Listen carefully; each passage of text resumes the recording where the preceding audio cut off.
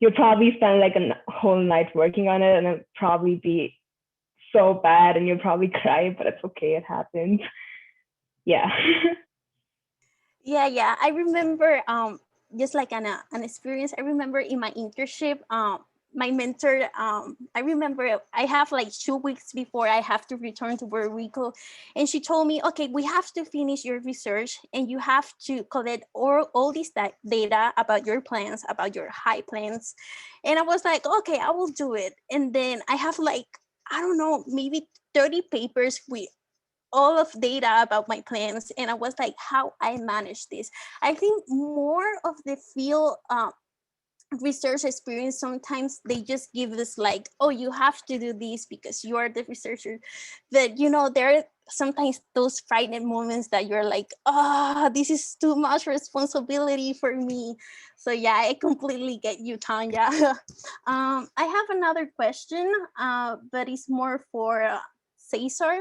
I'm going to ask him about communication skill. How was that in your field of research experience?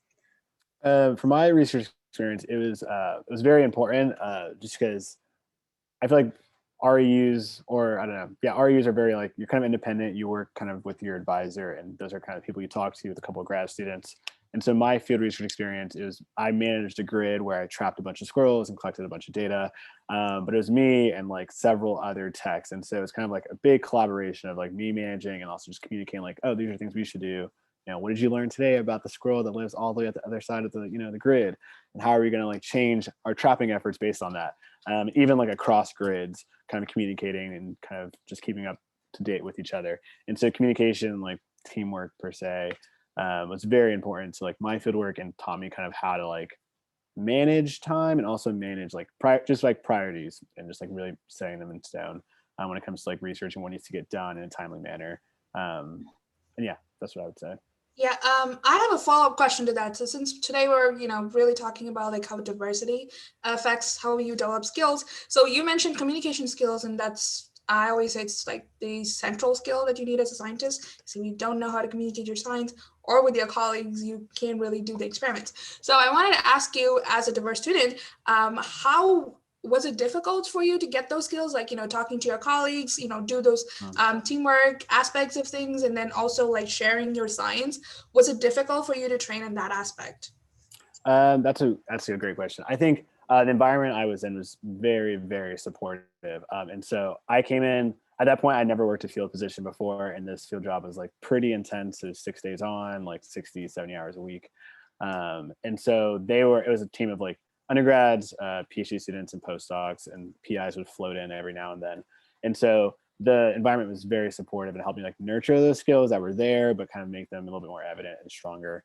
And so because of that, I think even though it was like a pretty set, just like mostly white scientists, it was still like they all came from very diverse areas, and like kind of already knew that, had that nurturing aspect of them, and so it wasn't difficult at all for me to kind of nurture those skills and learn those skills that I already had per se.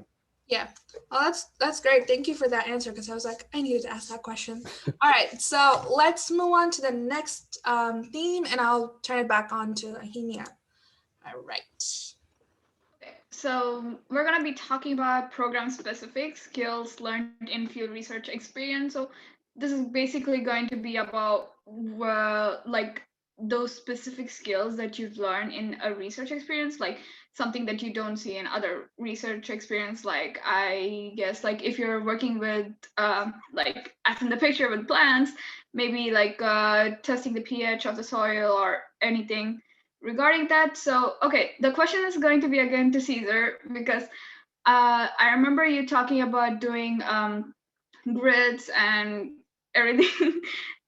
So I want to ask you, so did your knowledge base, like what was the knowledge base that you gained due to the field research experience that you had? Also, 1 second. So also add in what knowledge you like had about your like research, like before you started. So kind of like, so essentially, I know you worked with squirrels, if I'm not wrong. So what did you know before, and what did you learn, and how is that preparing you? Because I know you're going to grad school. You want to go to grad school, so how is that transfer? Yeah, that's a really good question. I knew nothing about squirrels. I think at that point I hadn't even taken a general ecology course. I took bio 1 and 2 maybe. And so my cover letter was just like a lot of like, hey, I don't, I'm really excited to learn. I'm really eager and like I really want to do this because this is like, these are my dreams, A, B, and C. And so I knew little to nothing about squirrels besides they run around on trees and like to get stuck in trash cans. But yeah, I learned a bunch about like movement ecology and behavioral ecology, which are two things I'm really interested in. And so going and learning about squirrels in real time almost rather than reading it in a paper, I got to see like how squirrels are actively changing their behavior to reflect environmental change in this like and not influx, like just very dynamic environment where like, food supplies are constantly changing, the tree only mass when they release seeds every 3 to 4 years. And so that was able to transfer to like things I'm interested in and like my let's see, I don't know, this feels like a little interview right now, but yeah, I just like for example, I worked with birds after that, and so transferring those skills felt hard at first, but it was the same thing like, hey, I know how to handle animals and read stress behavior. I learned all this stuff about behavioral movement ecology, and so I can apply it to this bird system and also do the same thing. Yeah, did that answer your question? I don't know. Yeah, I think that does. And I think you mentioned that you wanted to actually go to, you want to do your grad school project like with squirrels. So that's, I guess, what my question was. And I think you answered that when you said that you learned all these things, like these characteristic aspects of doing your research, your background knowledge that you need. I mean, obviously you need to know more like than squirrels, get stuck in trash cans to do a graduate research project on the topic. So I think that's what I was asking is, what kind of knowledge base did you develop that can you can take in for a PhD experience? So yeah, thank you so much for answering that question. I think it's time for us to move to the next theme. So let's pass the buck back to Karim.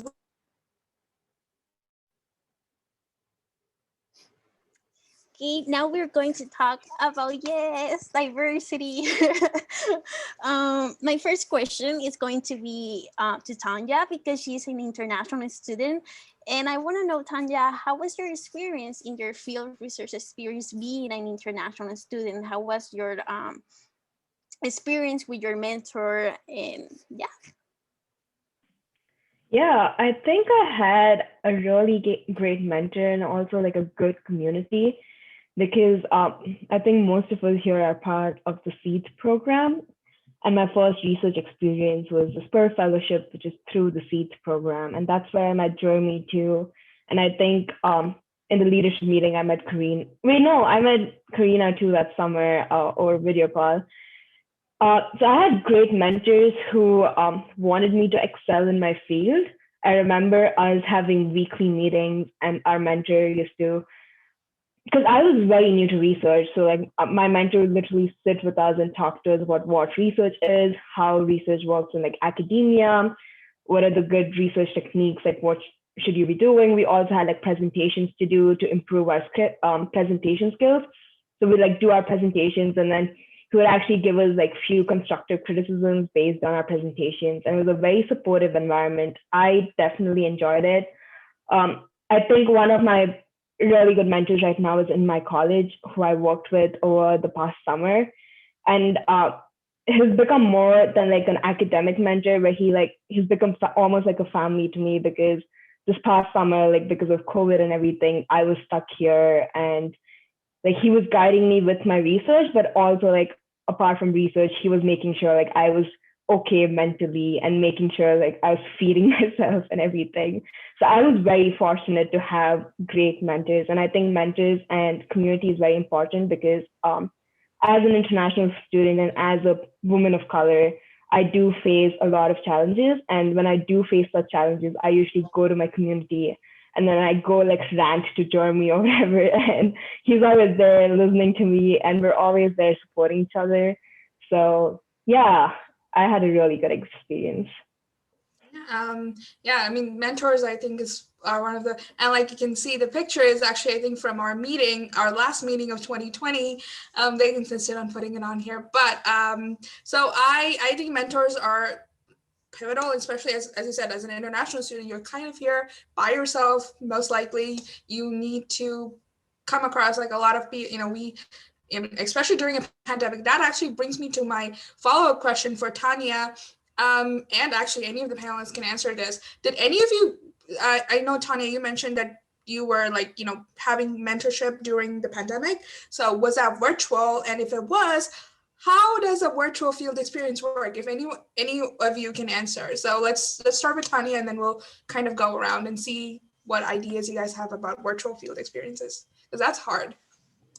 Yeah, it definitely is hard, but thankfully, like most of my work is like on the laptop. Like I'm doing a lot of modeling on my laptop and like programming on my laptop. So it's actually like okay for me. Thankfully, like I didn't have to like go to data collection in the field.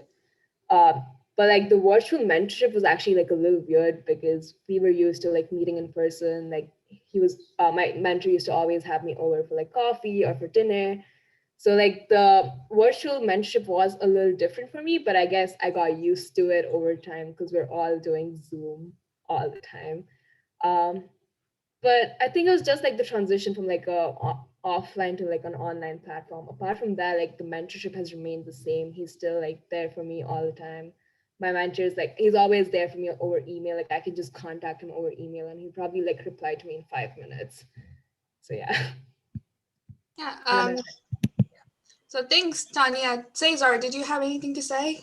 Because I don't have much to say right now. I'm like kind of going through that process. I think it's a lot of remote analysis and like what sucks about remote, all these things being remote is like when you're stuck on something, you can't just go knock on your mentor's door and be like, hey, like I'm stuck on this part and I don't know what's wrong with the code. And so you have to email them and kind of wait. And it's like limbo process again. But I think it also gives a lot of opportunity just for other perspectives. Like I feel like during this pandemic, I've like Zoomed with a lot of different mentors that I wouldn't have Zoomed with, even if if it wasn't a pandemic, I wouldn't. I'd just be like email. But I think it's been nice to like talk out the problems. Like I was on the Zoom call for like an hour working through our code once with someone I hadn't spoken to, a mentor of mine in like over 6 months. And so it was really great to go through that. So I think there's a lot of benefits to remote work at the same time. Yeah. Yeah. Another thing is that, Jeremy, I don't know. So I'll just ask you this question. And so has any of you like not been able to go back to the field or having to do some sort of like virtual? So I know, Tanya, you mentioned your work is mostly on the computer. Cesar and Jeremy, I know both of you work in the field. So how has that changed during the pandemic? So yeah, so this past field summer or field season was very different. I mean, it was just a very peculiar situation. I did my last field summer at home, so I worked in the same lab that I had worked in throughout college, aside from my season in Texas. So that was good. And, I think a natural progression when you work in the same lab, or even if you're moving around, is an independence over time. So every year I saw my advisor or my mentor less and less. I was off doing my own stuff in the field. But all of a sudden it went from, maybe doing one group kind of field day in the field, and then every other day I was alone, to like my entire field season I was by myself. I did have access to my field sites, which was, really great. And I was really lucky to have that. But I worked in state parks. And that was a very weird experience working in the New York State parks during a pandemic. I, of course, had to have a mask on at all times, working regulations. But, there's patrons of the park walking around maskless, or, because there was a flood of people wanting to go to the parks to recreate outside during the pandemic. And it was it was new to be like dodging people and also getting like scowls because me wearing a mask reminds them that we're in a pandemic and maybe they should wear a mask. So it was an uncomfortable situation. yeah, I mean, thank you for sharing that experience. I mean, I really wanted to learn a little bit more about how a field experience happens during a pandemic, and if that was me, I would feel the same way. I mean, I would probably still dodge and keep 6 feet or more away, but it's really awkward in reality to just be in that position. So now let's move on to the next and final theme for the day before we move on to our Q&A. So I'm going to pass it on back to Ahinia. Okay, So we're going to be talking about experience with peer group collaborations. So although I'm not an undergraduate, like I have worked in groups before, and it's kind of pretty like it's kind of interesting. It depends on who you work with, and if your teacher assigns you to people you don't know, you're just going to be quiet. But if it's with people you know, you're like, yes, I want to do this more. So my question is to Caesar. So how was your experience working with a large international team? Like as a diverse student, like how was your experience? Like how were you able to communicate with them? Were you like familiar enough? And did you like learn through that experience, like how it works and everything? Yeah, I think it was great. I honestly wouldn't have had it any other way. I think it was really great to have like my experience. I just a bunch of American and Canadian scientists, and then every now and then we would go down to like this glacier spot, and there'd be scientists from all over, and that was like really awesome in a lot of ways, but also kind of difficult to communicate across fields. And a lot of people are like, "Hey, I study geology, and these are the rocks I'm interested in." I'm like, "Oh, I live down the road and I study squirrels. What do we have in common here?" But the people I worked with directly was great. I think it like helped me learn a lot more. Like I said, I went to the experience knowing little to nothing, and so having all of them that worked on very different aspects of the project and from very different areas helped break down a lot of aspects of behavioral ecology that I'm now really interested in and want to pursue in graduate school, and help kind of push me more towards my field of interest, if that makes sense.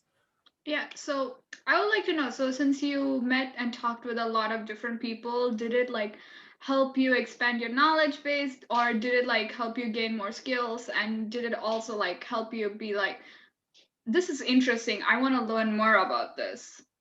Yeah, I would say definitely the last. I think yes to all of them. I think I definitely learned a lot about more. Like I think when I got there, I barely really knew how to read a scientific paper nor like find the ones I'm looking at. But also, I think before I even went there, I wasn't interested in stress physiology at all. And one PI, his whole grid is like, I stress squirrels out and find out what happens. And now I wrote my entire GRP on stress physiology because I was like, oh, I really like that, and that's like what I want to study. And so things like that, all the things that field research can expose you to can really like cement a big part of your research interest, I think, because you do it and you're like, oh my gosh, this is so cool, I really like it. Maybe it's not the study system, but maybe I still like the questions really interesting. And that's what, like, even my last project, like I like birds, but I'm like, oh god, birds are really hard to follow, it's kind of taxing. But the questions in the system are still super interesting, and you can like take that and apply it to your study system or whatever you're really interested in.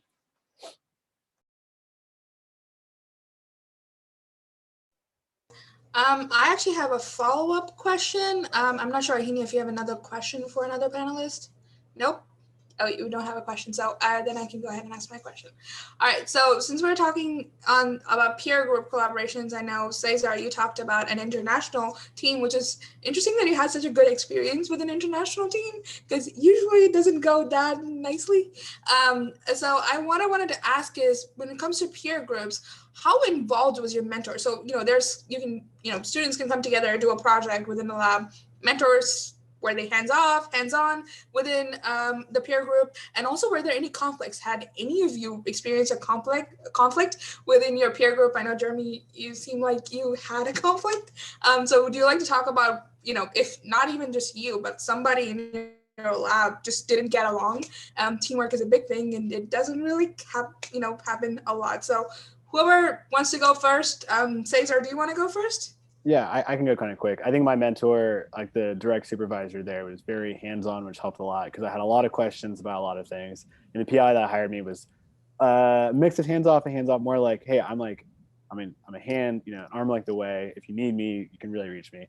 I think the only conflict that ever happened between us was just like, hey, how do we want to handle this situation? And you have 5 different people from 5 different schools who are at 5 different stages, and they're all just like, I think this is the best way. I'm like, I don't know, I think this is the best way. And so that, especially when we're like pushing to collect data in this really short time frame, it's like we kind of don't have time to argue about a lot of this, and we all need to be grown-ups and kind of accept, whatever the best way is. And so that was the only conflict I really experienced. I had a phenomenal experience. I can't speak highly enough about the project. I highly recommend it if you're looking for a tech position. Yeah, I think that's my experience. I know if Jeremy or Tanya wants to go next. So, Jeremy, do you want to go next? Yeah, so I think that labs are collaborative, and in all collaborative situations, there's room for conflicts. I've definitely experienced a few, and they're always uncomfortable.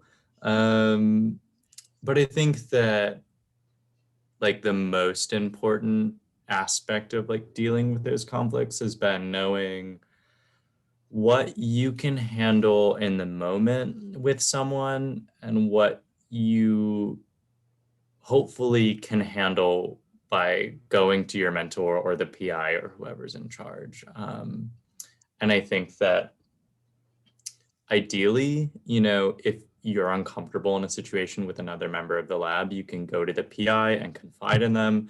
I think that as people coming from underrepresented backgrounds, depending on what the nature of the conflict is, that's not always possible.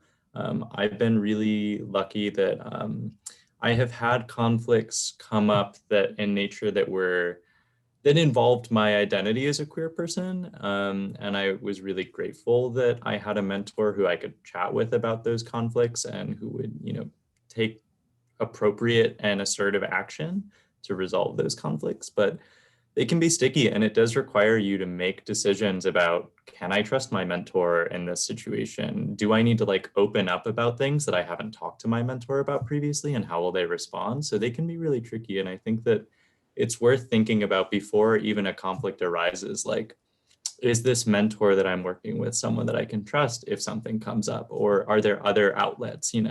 If you're working in a larger department, can I talk to another faculty member? Or, I think it's worth thinking about, because conflicts do arise and you do need to parse out how to handle them, either in the moment or by talking to someone to get help. Yeah, actually, that's a really great answer, because honestly, your mentor is like, that's your employer. So if you have a conflict, you need to be able to go to your employer at the worst case scenario, and then be able to resolve that conflict, especially when it comes to labs and small groups where you don't necessarily have that system set up where you can it's not like you have HR, they can just walk into and be like, okay, they're bothering me, please, can you do something about it? So all you have is your mentor. So I think ecology is like ESA and like ecology and people I've met, there's like one of the only places where I've seen so many supportive mentors. I've heard horror stories, but it's so nice that there are so many supportive mentors within ecology, in biology. So Tanya, do you have an experience you would like to share on this note? Yeah, actually. So like this past summer when I was working on sustainability on campus, I actually had to work with multiple stakeholders on campus. So it wasn't just researchers, it was also like administration. So I had to work with like the business office, the provost, like also the president of the college. So it's also like working with like a lot of old white men. And there were times where I had to like question my own authority. Like I was given this position where I could do this work, but I wasn't confident enough to like do the work because I just kept questioning myself. And that's mainly because I'm a person of color and I'm also like a student.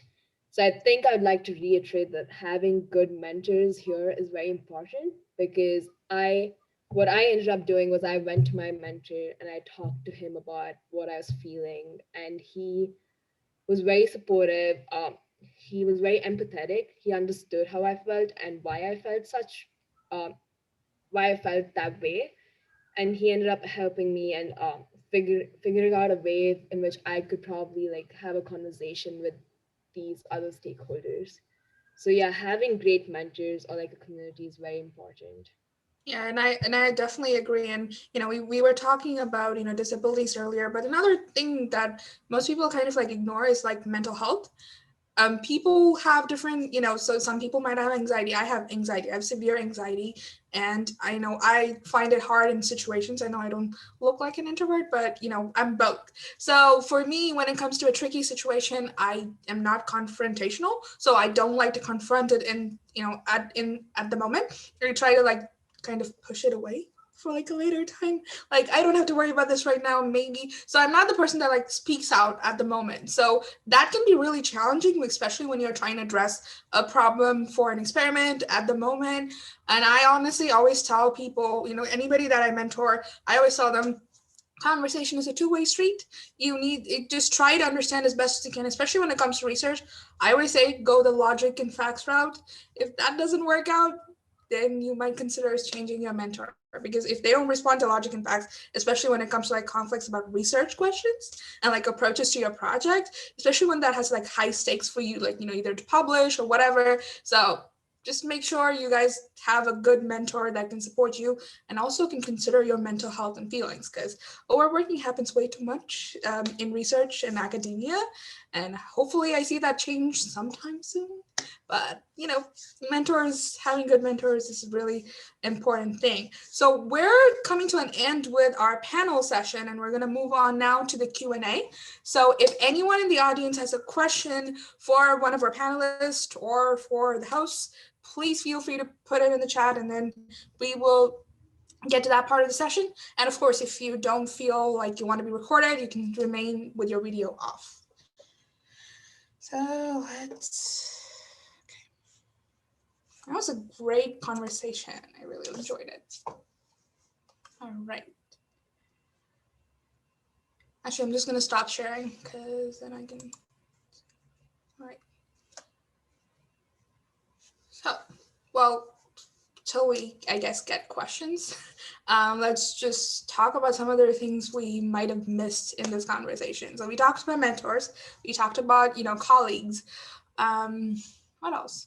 So how about university support? So that's another thing that I've not heard. Like, you know, obviously you guys are undergrads, so you were part of a university. So how did your university support you in terms of, you know, as an underrepresented student, when you wanted to go to fieldwork, do fieldwork, you know, pick your project? Were there like, you know, backups? So past your mentor, did your university offer anything in case a conflict arises or in case you feel uncomfortable? So who wants to talk first about that?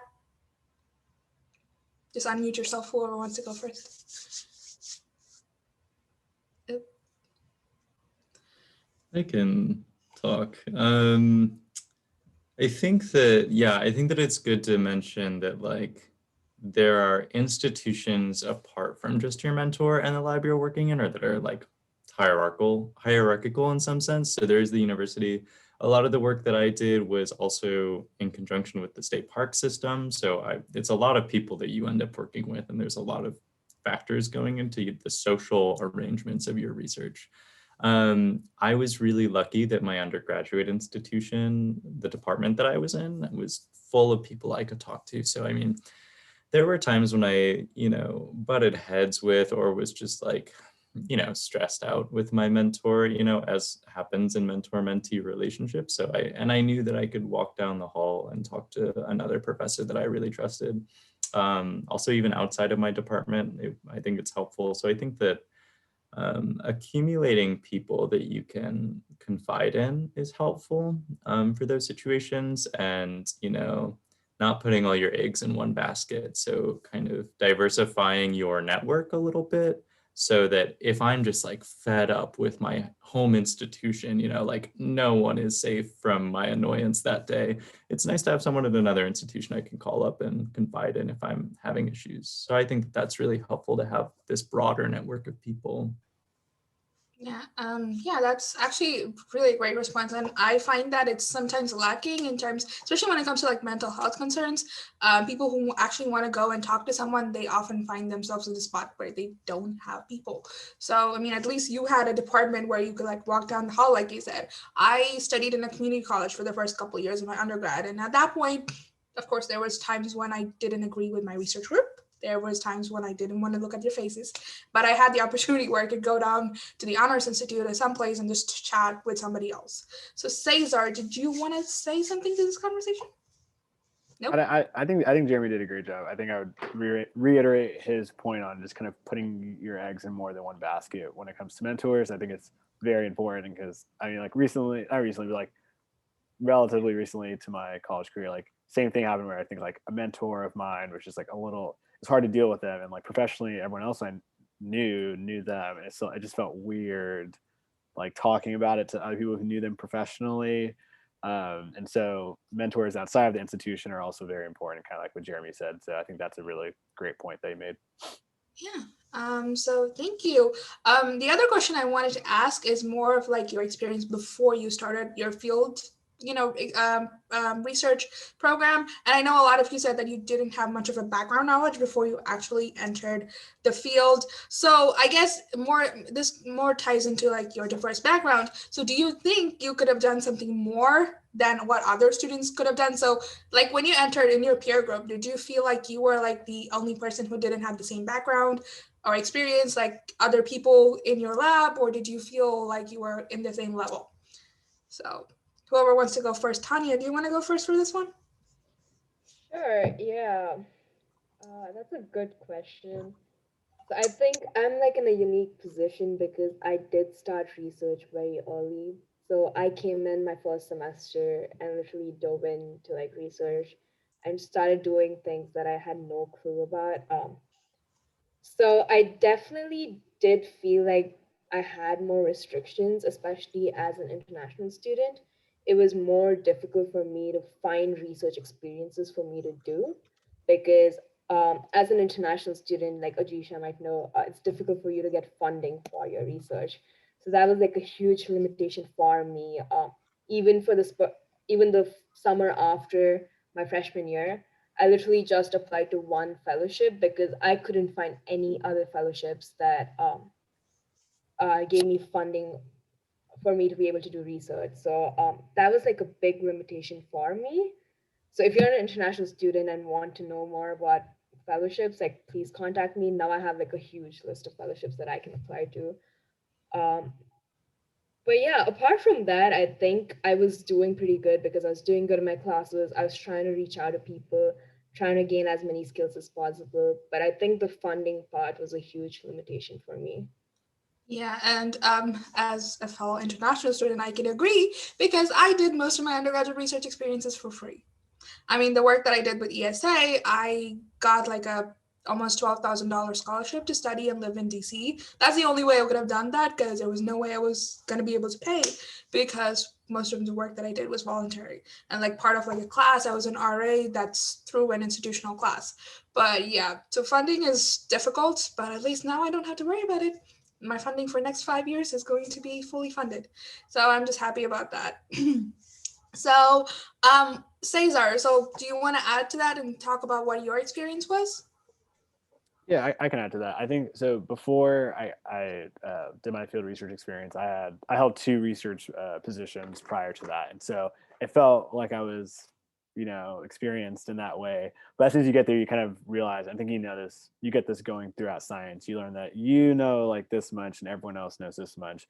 But I think throughout these experiences, it's important for me to remember that like I know this much, and this person knows this much, and so like we both know the same thing. They just know their expertise lies elsewhere, right? So I can bring A to the table and they bring B to the table. So like, even though the first month I was like, wow, these people know way more than I do, and I kind of don't even deserve to be here. Later on, it's like, oh wait, we kind of just all know, we all have a focus, if that makes sense. So like, yeah, I think it was important to remember that. I felt equal to them after I realized that. I think at first it was kind of overwhelming because people who were even younger than me were like, I know all these things. And I was like, oh my gosh, I'm so far behind. I didn't really get involved in research or start pursuing it seriously until that point.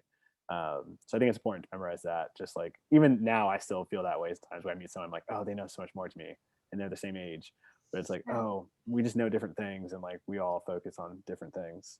Definitely, and I think that's like imposter syndrome. It's never gonna go away, especially when you're in research. Someone's always gonna know more than you, and someone's that's gonna be like on the same level as you will know more than you and can do more than you.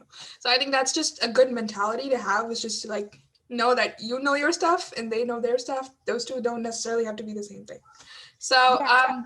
Like I want to say that I totally agree with Cesar. Like my first time, like the first day that I did my RU in Michigan, I was like, oh my god, I'm not good enough. I'm not good enough.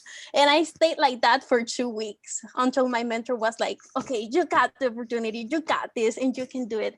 And I feel more worse because English is not my first language. So every time that I sit with someone, I was like, oh my God, I'm going to mess up. I'm going to mess up. But that's imposter syndrome. It's pretty bad the first days. Oh, it is, and for me, it's still there because I did my undergrad in like clinical psychology and cognitive sciences. I work in immunology now, like where with viruses and virology. I was like, oh, I don't know anything. I'm kind of learning everything from scratch. But then I was like, okay, I do know like the basics that the other students know, so I am good here. So it's always that mentality that you can overcome it. But it's always really important to have a support system, not just your mentor, but like your colleagues who can tell you like, yeah, you're doing good. Yeah, you know your stuff. And then kind of like foster that environment. So Jeremy, so that's going to be like my final question. So what I mentioned about like fostering that like supportive environment with your colleagues. So how was that for you?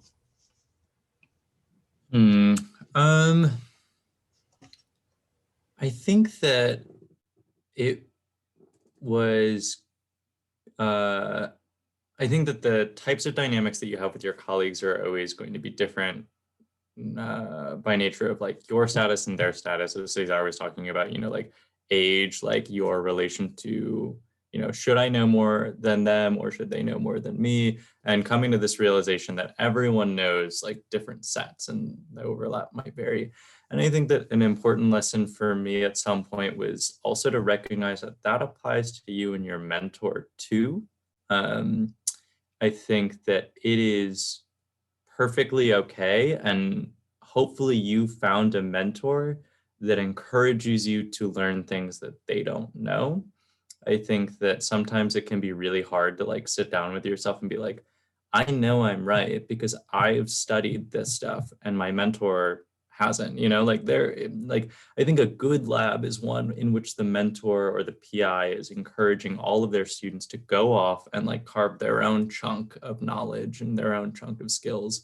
And hopefully you have a relationship with your mentor and your colleagues that is respectful, where you can both say like, listen, I know this thing, but you also know your boundaries, right? So like, I might feel confident about my plant skill identification skills, but I don't walk into every room being like, I know the most about plant ID here. So I think that there's, it's all about respect, and it's about respecting yourself enough to like say, listen, I do know that. And that can be really hard. It was hard for me to build up that level of confidence enough in myself. And I think there's just, as Cesar put it well, just understanding that everyone has their own body of knowledge, and it's a fool's errand to like quantify it and figure out who knows more. It's apples to oranges. Yeah, that's a really great answer.